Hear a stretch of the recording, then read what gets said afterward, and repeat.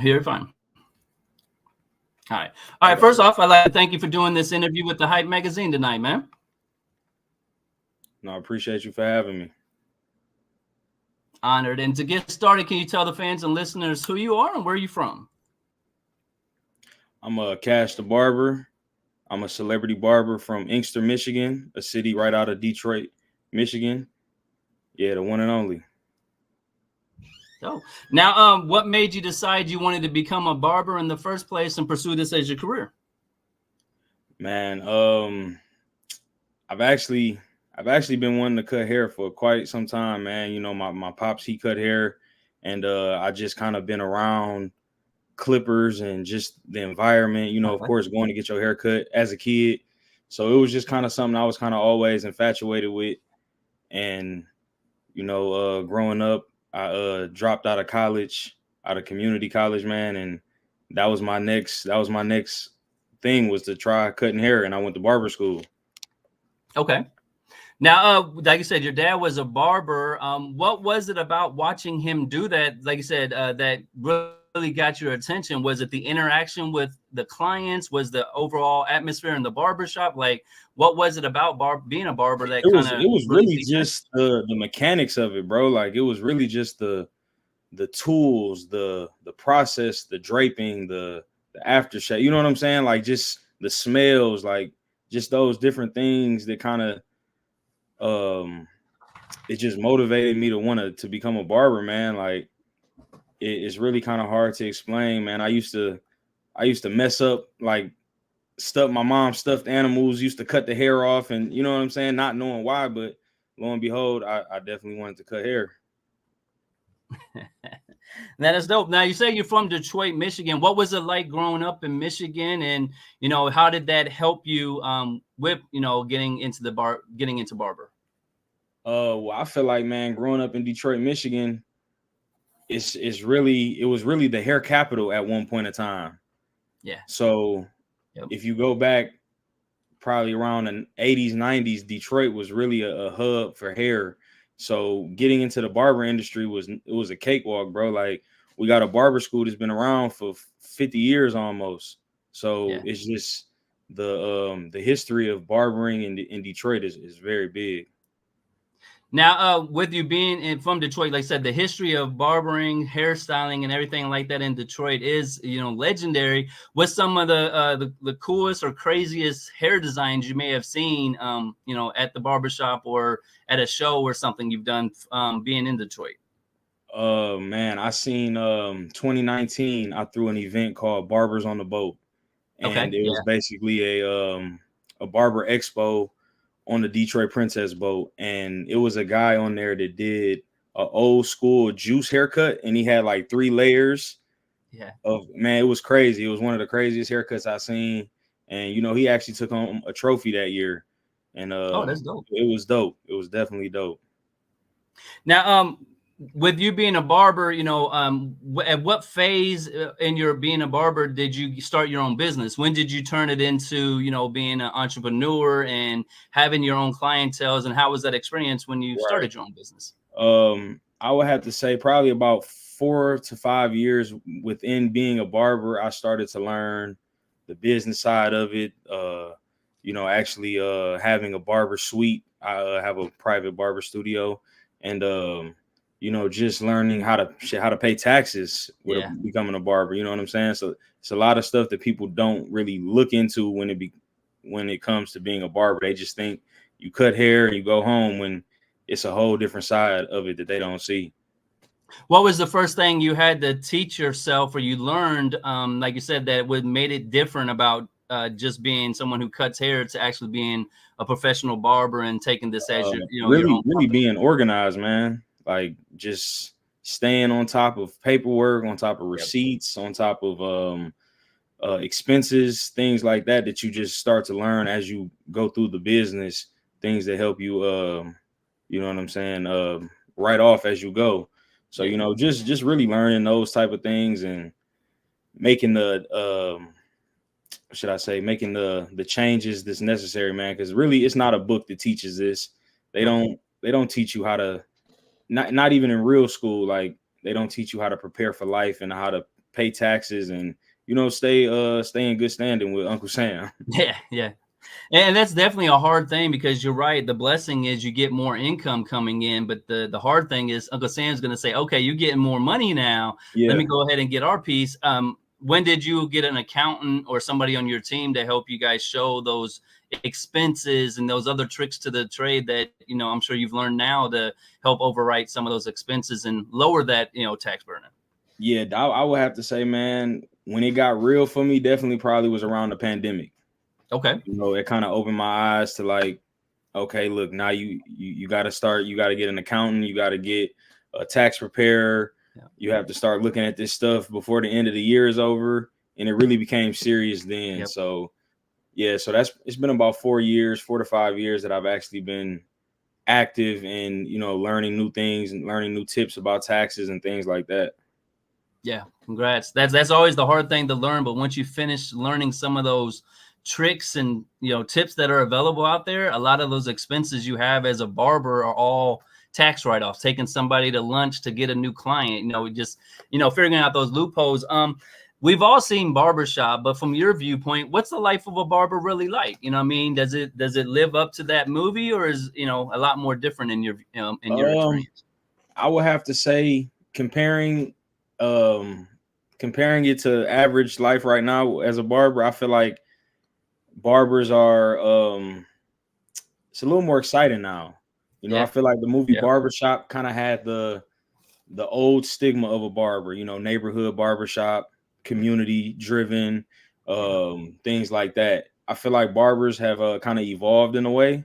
Yep. And became it became more of a luxury and things like that. So, I definitely feel like it's very accurate, but at the same time, like barbershop really didn't show barbers doing house calls or barbers traveling or barbers within the barber expo scene, so it kind of just was like one dimensional, but very accurate at the same time though.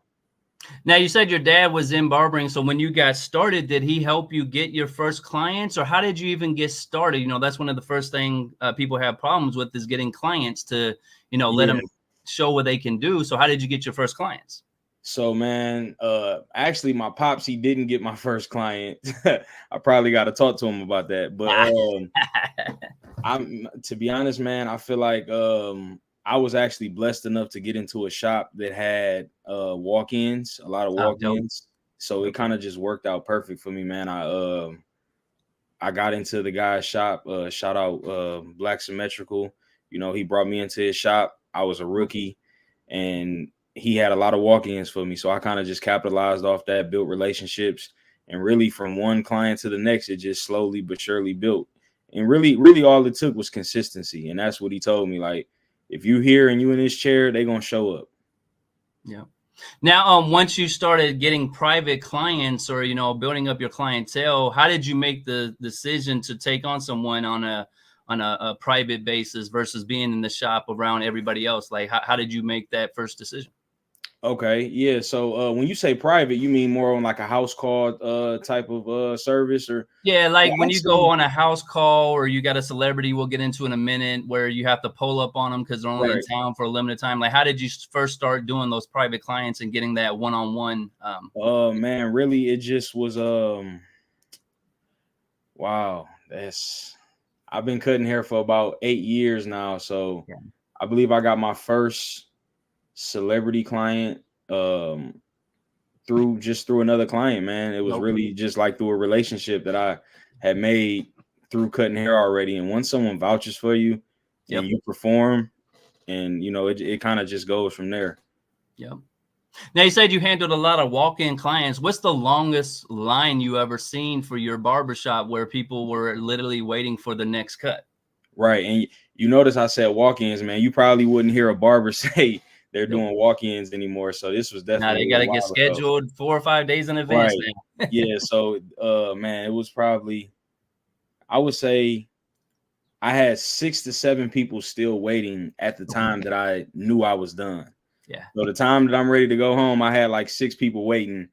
And that's when I knew, like, yeah, it's cool knowing you got the money sitting right here, but at the end of the day, you kind of want to bring it in at your own pace. Yep. I was gonna say, does it make it hard, like if you're in that environment where you're kind of, walk-ins or where you get your bread and butter, where it's hard to leave because you've already done Exactly. 10 hours, but you see a whole nother line coming in because they need their hair before the club? Like, did it cause a lot of long days and sleepless nights because you were trying to maximize those clients? Yeah, no, definitely. When the game was walk-ins, it definitely added a kind of an unsure aspect to the game Yep. because you didn't know, like you couldn't even leave to go grab lunch without worrying, dang, is my Yep. client coming or is somebody here for me? So I feel like with just appointments, it definitely just makes everything easier. It gives the barber a more sense of how to plan his or her day. It gives Yeah. the client the same thing. So, I definitely glad we switched to appointments. Now we know a lot of things in barbering has changed. You said you've been doing it over 8 years now, so you've watched some of the trends that have came in and gone. How do you stay up with the trends, and you make sure if a client wants to do something that's new, what is your go-to to being able to service them that way? Yeah, so man, I feel like just with the power of the internet kind of Yep. keeps us tapped in. And if you stay active on social media and going to the expos, really, Yeah. expos are Yep. like some of the biggest ways to stay up on the new brands, the new whatever you're looking for in the industry, the new tricks, the new tips, the new services. The expos are really just going to be your first go-to, and then Yeah. social media. If you stay tapped in with social media, it's definitely going to keep you on your toes. Are you one of those barbers? I see a lot of barbers now, they put a real emphasis into their social media where they've got like the client sits down in a ring camera. You got to put you put a Yeah. presentation together. Like, what kind of environment or kind of experience are you giving the clients now when they get a haircut from you? Are you doing the ring cameras and stuff like that? Yeah, so the ring light, man, the ring light has a stigma in the barber industry, but definitely you have to keep up with advertisement and things like that. Yeah. Uh Business cards are kind of a thing of the past. They still work, but people really make their bread and butter off of Instagram. Like I get so many Wow. clients Okay. that tell me they found me on Instagram, and it really is just a new way of advertising. Yeah. That's right. So are you and your team like doing cuts on Instagram when they say they find you on Instagram? Let's give a little free game maybe to another barber who's trying to come up. What's some of the things you guys are doing on social media that's grabbing that attention, you think? So right now, what I do on social media is, I feel like reels are kind of the more popular option to go with right now. Create a reel. Try to find something. What I like to do is I try to find a problem. Okay. So if, let's say, my client has receding corners, I try to make a video saying, "Hey, this is how you fix that." Yep. And then Yep. now you see a lot of people with those same problems start to book. So Yep. you really just kind of want to find a problem and create a solution to those problems. And I feel like the clients they'll find you if they like the work, they're gonna come. Yeah, salute to Detroit's own Eric Thomas. That's kind of the game plan he always talks about, is teach Right. somebody how to do something on the web and you'll have a loyal fan base.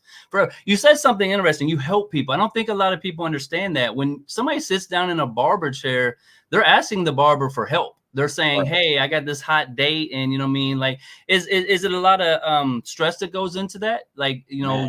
that your life someone's livelihood is at stake if you don't do the right cut. Like, do you feel a lot of stress in those moments? Yeah, it's definitely a level of stress that comes with it just because it's like I said, when you find like when you're solving problems, Yeah. you're gonna start getting a lot of problems. Yep. So you become the problem solver, and it's just it gets definitely gets challenging, but you just have to know that the client trusts you. Yeah. They're coming to you for a reason, so you just sometimes just got to chill out and take a step back and just kind of analyze the client before you just go in and attack it. Yeah. Now, not to call anybody out, but you remember like situation that stood out that you and your team or the people in the barbershop had to look at something and say, he's got this issue. I had this before, and you guys had to collaborate kind of to help the person, get what they were looking for. Yeah, no, definitely. I had a guy a couple years ago. It was a wedding he was attending, Mm. and he was kind of insecure about his hairline and everything like that. So, what we did was he had a destination wedding. So what I did Mm. was I made sure I cut his hair a couple days before, and then I actually found him a barber in the area that he was going, and I kind of communicated with them his problem and everything. and just kind of made him feel a little more comfortable that he could go to where he was getting married and get it touched up and things like that. So, you know, it worked out good for him. I salute you on that, because yeah, you gotta, it's not just cutting hair. Like, you got to deal with people's personal issues. You got to deal with, you know, being mentors to kids. Let's highlight that a little bit. You started out as someone who did walk-in clients. Now you're the, you know, the official the barber for the Detroit Lions. Like, so how is the kids in your neighborhood, or people who, or how are they reacting to you now that seeing this progression and all the success you're having with this? No, I definitely get a good I definitely get good feedback from the kids, and man, I didn't see, they're not even kids anymore. They're almost teenagers now. Like, you know, some of them are starting to go to prom and stuff like that. So just to see them grow over the years and watch them turn from boys to young men is definitely definitely valuable, man, just to see and hear. But no, they like it, man. You know, they're excited for me, and just to see like that it's possible to reach dreams like that and reach heights like that, doing it in your own way, in your own lane. You know, because I had dreams of becoming a professional athlete before once in my life. So, you know what I'm saying? It feels good to be able to be on those levels with them, and you know, just to be able to service them in my way, in my profession. Yeah. So when you got a younger kid who's excited about barbering, without giving too much of your sauce, like, what's one tip or two tips you give them for someone starting out? Like, what's the fundamentals they need to know about cutting hair? Is it how to do a proper fade? Is it the hair, you know, right, doing the shape ups? Like, in your opinion, what's one of the fundamental things a barber needs to know if they're going to be successful? Man, I just tell them, if I have a young kid in my chair, I'll tell them this, man. Just do it. Like, if you want to cut hair, just go in and do it. You're gonna mess up at first. And sometimes you don't even mess up. You just don't finish. Yeah, that's what I tell them a lot of times. Like, the haircut isn't messed up. It's just not finished. So, you know, I encourage them. I've had a guy, a little kid I used to cut, and he was interested in cutting hair. And I told him, like, you know, if you bring your grades to me and your grades looking good, I give you a little one-on-one session for free. You know? Yes. So yeah, I definitely encourage them. Whatever it is, you know, I tell all my younger clients, do what you want to do. Do what makes you happy. Yeah. For sure. Now, we mentioned the Detroit Lions. Once again, amazing accomplishment. Salute to you being on the official barber for the team. How did that opportunity present itself, and what was the response your parents or your family had when they found out you were the official barber for the Detroit Lions? So this was last season. A buddy of mine, he actually knows some people that's connected with a guy that got traded to the Lions last year. Okay. And you know, we're real big supporters of each other. You see, I have his clothing brand. Sorry, I was trapping. Yeah. So you know, he put me in position to he put me in position to meet the guy, CJ Gardner Johnson. And, you know, from there, CJ Gardner, I built a relationship with him, and he put me in position to be the official barber for the Detroit Lions. And, you know, I appreciate it.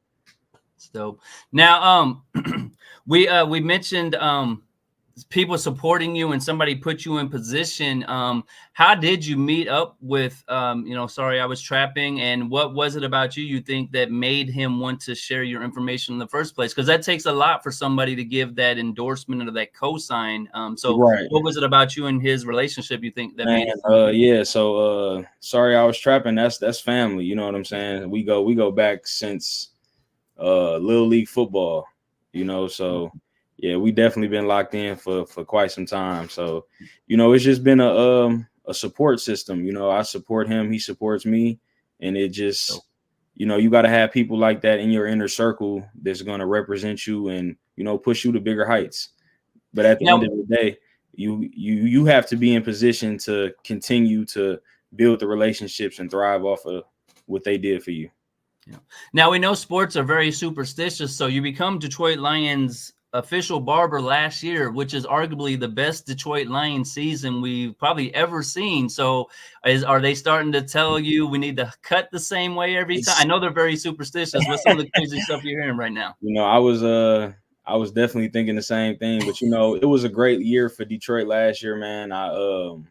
it was nothing but a blessing just to see the team Mm-hmm. make it that far. You know what I'm saying? Just for the city of Detroit, it was crazy. Yeah.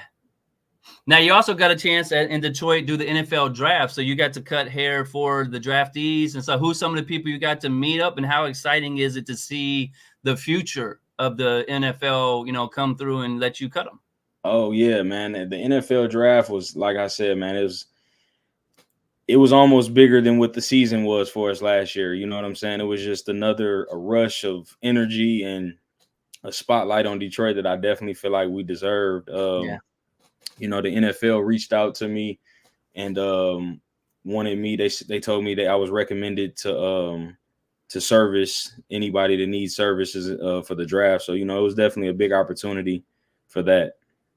Now, and not to get too personal, but when the NFL calls you, not to get into compensation, but did you ask them what's in it for me, or did you just say yes, sir, and show up? Like, let's get some free game. What was it? Was it a conversation about it? At the end of the day, bro, I'm not gonna lie. I was definitely down for it, regardless of the circumstances. Yeah. I feel like it's just an opportunity that big.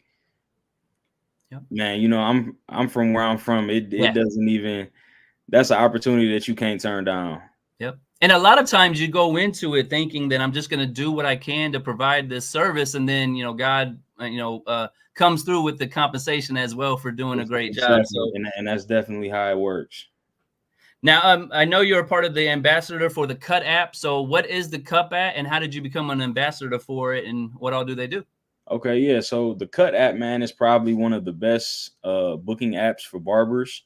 Okay. It was a lot of apps out there that you could book appointments with, but it wasn't anything specifically just for barbers. And I feel like the Cut app really highlights how important it is to have a complete booking app. Yep. And over the years, man, they've done so many updates to just make it more user friendly for both the client and the barber. And it actually promotes you. So, if you move to a new city or anything like that, you could actually type in the area code and the top barbers that are rated will pop up, So if you do good work and you have good reviews, it'll definitely pay off for you. So that's dope. So if I'm a part of the Cut app and let's say I'm on vacation in LA, I can turn on my app and say, hey, I'm here. And you might get some leads or something from people in that community. Yeah, for sure. Oh, wow. You can't get that with anything else. Yeah, no, man. It's definitely, man, ahead of a lot of other apps that I've seen and other barbers that I know have used. Yeah. But I've been with the Cut, man, since I've been on appointments. And that's been about 5 to 6 years that I've been on all appointments. Okay. I've stuck with the Cut the whole time. Do they allow payments? Like if I'm a barber and I'm thinking about using the cap, would it allow me to make payment transactions with clients or anything like definitely. That? You can like right now I'm all cashless. So when you book an appointment with me, you put your information in, you send your deposit and everything like that, and everything is set to go. You can tip through the app and everything. Oh yeah, that's dope. I've worked with a lot of barbers. I'm gonna tell them about that because sometimes the payment transaction at the end of the cut is the most inconvenient one. So if you can pay me electronically for you even show up, we ain't gotta have that conversation like, where's my bread now? Yeah. And then just from a barber's aspect, at the end of the year, like we were talking about taxes earlier, literally the Cut is gonna send you a whole printout of everything A to Z, every cut that you did the whole year. You know what I'm saying? Wow. It's going to show you your chair utilization. It's going to show you how much you spent on processing fees. It's going to show you really the whole nine, everything you need to basically do your taxes. Now, is that what's the app name, or is it a website? Where do people go to find out more information? So so you could download it on any was it Apple Store or Android. It's the Cut app. Okay. Now I know you're a part of the Anti-Broke Ballers Club. Anti-Broke Barbers Club. Sorry about that. What is that club, and who are some of the members, and how did you guys decide who gets to be a part of this club? So Anti-Broke Barbers Club is an association that I kind of got affiliated with a couple years ago, and it was really just, man, I decided to join their affiliation just because I seen their movement and how they went to different cities and really sat down in barbershops and had like face-to-face discussions and trying to hear people's struggles and things that they needed help with. and just kind of seeing the that was like something that I was passionate about. So you know, it went from there to, you know, them having merchandise and things like that. They have some dope barber gear. You know, go check So them out. They you know, they got hats, capes, you know, the whole nine really for barbers. So if you're looking for barber apparel, Anti-Broke Barbers Club is definitely a good option. dope. And then I know you are part of a podcast, Out the Chair podcast. How's it feel to be on a podcast, and what's some of the guests or topics you guys discuss on the show? Oh yeah, man. Out the Chair podcast, man. Those my guys, man. I got two barbers, my boy D Wavy and Marv, my co-host and everything. We it's really, man, being on a podcast is definitely different for me, just because it's challenging. You know what I'm saying? It kind of gets me out of my comfort zone. Yep. And it you know, it makes you evolve in different ways. So I love it, man. It's dope to just be able to express yourself in a different way. And then I feel like we do a podcast every day at the barbershop. Right, You know what I'm saying? So it's just kind of like, it's just a little more what should I say? Not staged, but now it's like, okay, now we're just sitting down and everything that we've already been talking about, we're kind of just going to implement on the show. So we go from anywhere from we like to start out with mental health check-ins with each other, and then we kind of go from there. Depending on the guest that we have on, man, we could literally talk about anything, just kind of to give that barbershop feel. So, you know, we might go off into a little bit of sports. We might go off into a little bit of what else will we go? We'll go off from sports. We'll go to some drama. You know what I'm saying? Talk about some things that's going on in the world today. Depending on the guests, get off into their life a little bit. So, you know, it's really all over. But basically, we definitely like to stick to mental health, business, entrepreneurship, and things like that. Things that is really not that popular in the barbershop, but it's still get heard. You're giving it a different spin on it. And I love that, you know, shout out to Matt Hoffa with the barbershop scene. But, you know, are you guys doing the barbershop scene and everything with the podcast? Yeah, definitely. We some episodes we might go to a different guest. Like we had a lady, she owned a hair salon, beautiful hair salon. We pulled up on her and did it in her space.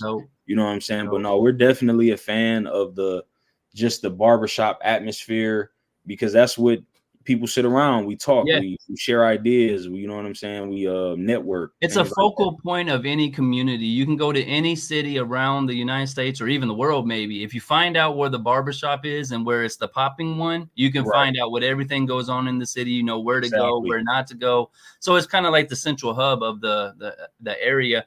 You mentioned Detroit, and you know you're into positivity. I want to highlight how great does it feel now to see all the changes going on in Detroit, and to know that, you know, there's some major changes or improvements coming to your city, and, you know, a lot of money and everything's going in there. Right? No, man, I love it, man. This is definitely, I feel like, what I've been waiting for, what the city has been waiting for. Yeah. You know, growing up, you see a lot of people find their lane, their niche, and then they leave. They go to either Atlanta, Miami, Houston, just because it's more resources down there. Yep. So I feel like, man, Detroit is definitely in a space where everybody's moving back, or people from other cities want to move here, or they want to come here. Yeah, everybody's looking for an excuse to come to Detroit. So, you know, I feel like I just want to kind of plant myself here, and I want to be known for, you know, Cash the Barber from Detroit. Now, you know, question we always ask a barber is, what's the right clippers? So in your opinion, what's the preferred clippers to start out with if I'm a beginning barber? And then I see you got an opportunity with Loyalty Guard. What is that situation, and, you know, how's that play into your barbering? So yeah, man, some good clippers right now. What I'm using in my arsenal, I'm using the JRL Onyx. Definitely a good clipper, man. It's so clean. It's lightweight. It's, you know, I just got back in town, and I travel a lot, so I'm always carrying my clippers in cases. So you never know. It's definitely a lightweight clipper. I'm using my go-to FX trimmers. I can't get away from them. They're kind of old, but it's definitely a go-to, man, because there's so many clippers that's coming out, bro. It's like Jordans at this point. So you kind of just have to find what you like. And just hone in on it. Don't get caught up in the hype of, oh, I got to keep buying new clippers and things like that. So yeah, just find what you like and kind of stick with it. They'll get you with that. They'll come out with a new Yeah. clipper every week. If you're not careful, you'll be buying Yeah, brand new stuff and you'll realize the definitely fall first one into you it. had was the right one to begin with. Exactly. Yeah, but you know, Royalty Headwear, they kind of just add a different perspective to using a clipper. So they have a guard called a Royalty guard, and that's a 3-in-1 guard. It kind of takes the half guard, the one guard, and the 1.5. So that's 3 separate guards, and it combines it all into one. So now that cuts down on turning around at your station. Yep. So now you can you know, cut a lot more efficiently, save a lot of time, and that will actually make you more money. Yeah. You know, time is money in a barbershop. But you know, they definitely have a very game-changing innovation, man. It's been dope working with them. I've probably been working with them for about a year now. Now, do you have anything we can circle on the calendar for you, either for the podcast, upcoming releases, or anything with your barbers, you know, you're doing or get, you know, for the community and stuff like that? Yeah, so right now I'm actually wrapping up my barber tour. I'm on tour with Skilla Baby right now. So our last stop for me will be Dallas in about a couple days. So what do you mean barber tour? I've never heard that before. So you guys are touring barbershops? So basically what I did was I kind of I got invited to be the barber for the tour and everything with Skilla Baby Ride 09. So what I do is after I'm done servicing everybody with that, I kind of just tap in with the city. I post the flyer and set the location, and you know, just whoever taps in, I can cut them while I'm in the city.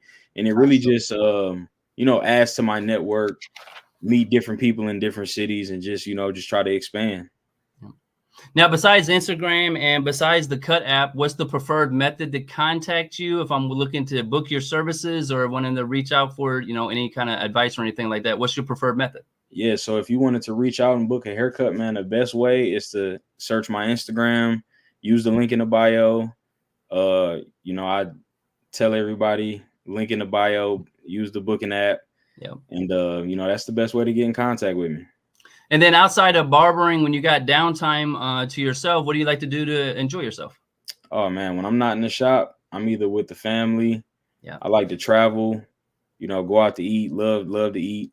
So, you know, it's I'm not too exciting outside of barbering. I kind of just work and go home, but you know, I'm working on it. I'm trying to get some other hobbies. Yeah. Now you're workaholic, but that shows with the work you're putting out and the opportunities that are presenting yourself. So I salute you on that. Any shout outs you want to give, either people who were rocking with you early on or are part of the team now? You know, no, I definitely want to shout out my manager, Khan, and our editing team. I want to shout out my fiance. You know, she holds me down. Congrats. Definitely got to shout her out. I want to shout out, man, just everybody who's been rocking with me and supporting me from day one. And, you know, who's ever got a haircut, I appreciate it. And we're going to take this to the top. And then anything else we didn't mention that you want to make sure we talk about before we get out of here? Man, no, that's really it, man. I feel like you definitely touched on a lot of my accolades. Yeah. Congrats, man. Like I said, amazing job. I love what you're doing. You're giving back to the community and you're creating a lot of opportunities in Detroit with this. So I look forward to more things you're doing, and I appreciate your time tonight. No, man, I appreciate you, Matt. It was definitely a pleasure. And, you know, I appreciate it. Definitely salute. Yes, sir. Appreciate you.